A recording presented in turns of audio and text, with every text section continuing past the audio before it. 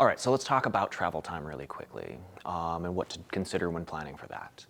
I always recommend using Google because Google allows you to change the date and the time of departure or arrival. So when you're checking that out, pop over there, enter in the wedding day and the time that you expect us to be leaving and see what Google says at that point. I have seen times swing, especially you're up in like the Pass or in Red Lodge, Bozeman on rush hour, like any of those kind of places.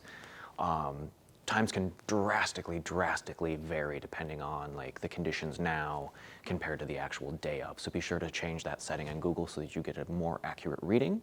Another good thing to do is to download the maps. If you're out in the mountains, there might not be reception. Just download that whole region, download that drive. Google is pretty intelligent about surrounding areas and searching for gas stations and that kind of stuff. So if there's any question of unreliable cell service, just download the drive right away. And another note on travel time is that number that Google's going to give you, that is like pulling out to go to pulling in.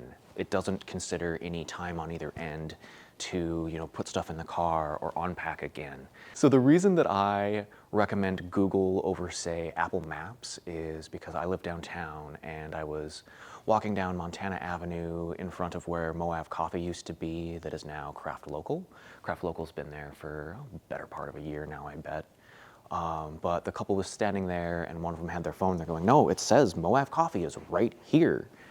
And the other one goes, "Well, I bet Google Maps wouldn't tell you that because we're standing here and it's not." So Google Maps is just a little bit more reliable. Another thing to consider when thinking about drive time and transportation is who's driving, who you're riding with, if there's going to be room for you in the dress in the car,